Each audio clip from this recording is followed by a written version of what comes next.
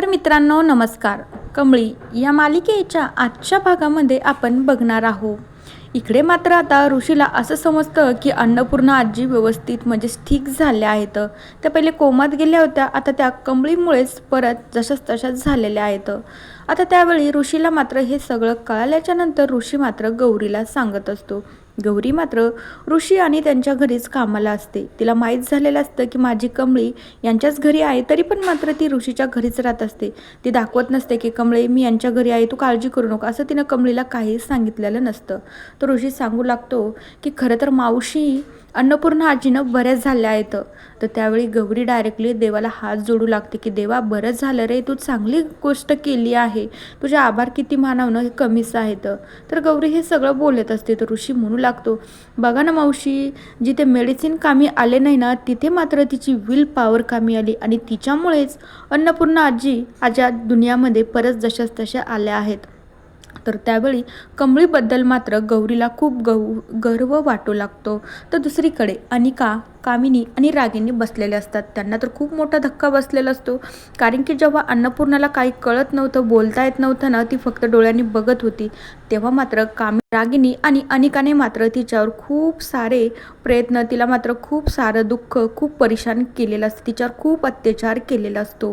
तर आता अनिका त्यांना म्हणत असते तुला माहिती आहे का तू काय काय केलेलं आहे. जेव्हा ती मॅड आजी ठीक नव्हती ना, तू तिच्यासोबत कशी वागत होती, तुला आठवतं का राणी आजी. तर त्यावेळी आता कामिनी आणि रागिनीला तर जास्त धक्का बसतो. देवा आता नेमकं आमचं काय होईल. त्यावेळी कामिनी म्हणू लागते खरं तर अनिका तुला एक गोष्ट सांगू का, आता जर अथार्डी आणि ती कमळी जर एकत्र आल्या ना, तर आपल्यासाठी ना खूपच मोठी ही घाणेरडी बातमी आहे आणि खूप मोठी घटना आपल्यासोबत घडणार आहे. आता त्यावेळी कामिनी मात्र अनिकाला सांगू लागते. तर अनिकाचा देखील चेहराच पडतो. आता कामिनी म्हणू लागते नेमकं अनिका आपल्याला आता काहीतरी प्लॅन करावं लागेल, या सगळ्या गोष्टीतून आपल्याला नेमकं कसं बाहेर पडता येईल, आपण आता याचाच विचार करूया, जेणेकरून त्या म्हातारडीला आणि त्या कमळीला एकत्र आपण येऊच द्यायचं नाही, असा त्यांचा प्लॅन आता चालू होतो.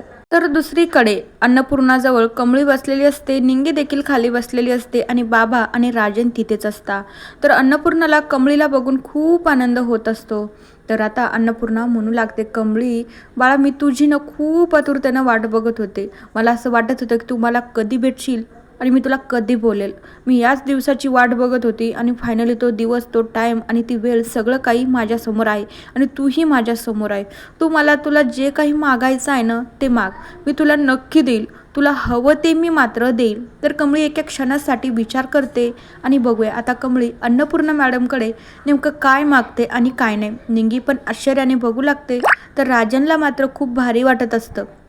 खरंच यार ही कमळी ना कितीच गुणाची मुलगी आहे, हिच्यासारखी मुलगी ना देवा प्रत्येकाला देवाने. तर त्यावेळी आता कमळी मात्र सगळ्यांसमोर न सांगता अन्नपूर्णाच्या कानात सांगते तिला काय हवं आहे म्हणून. कमळीने जेव्हा अन्नपूर्णाच्या कानात तिला जे हवं आहे ते सांगितल्याच्या नंतर अन्नपूर्णाचा तर चेहऱ्यावरचे रिॲक्शन चेंज होतात. तर कमळीलाही मात्र त्यांच्याकडे बघून वाटत असते की ह्या मला मी जे मागते त्या देतील का नाही. तर आता बघूया आपल्याला या मालिकेत आजच्या भागामध्ये तर दाखवलं नाही, पण उद्याच्या भागात नक्की दाखवतील. तर कमळीने अन्नपूर्णा आजीकडे नेमकं काय मागितले की त्या कमळीला देताय की नाही हे पण बघूया. तोपर्यंत या मालिकेच्या पुढील भागांच्या अपडेट्ससाठी आपल्या चॅनलला सबस्क्राईब करा. So bye.